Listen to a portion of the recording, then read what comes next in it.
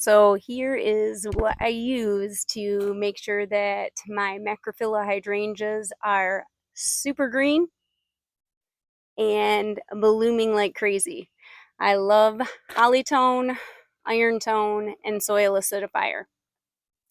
I feed my hydrangeas holly tone in the early spring when the hydrangea is just starting to leaf out, and I put about 2 or 3 good size handfuls all along the drip line of a hydrangea about this size, and then I water it in really well. This is a slow release fertilizer, and it will work and give your hydrangea nutrients for a good amount of time throughout the season.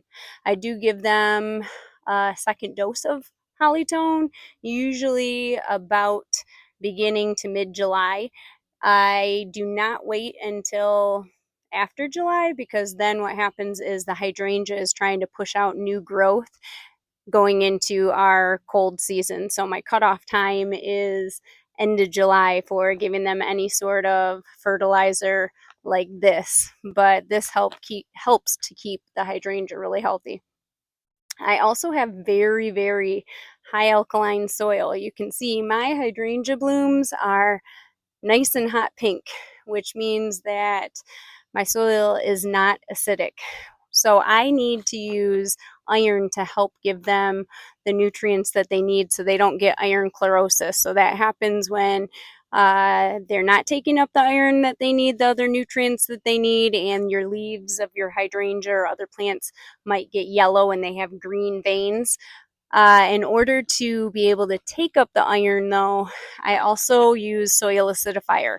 I use these two together as a combination, not to turn my hydrangea blooms blue or purple, even though I love it when that happens, but the soil acidifier is needed in order for the iron to be able to be soaked up by the hydrangea.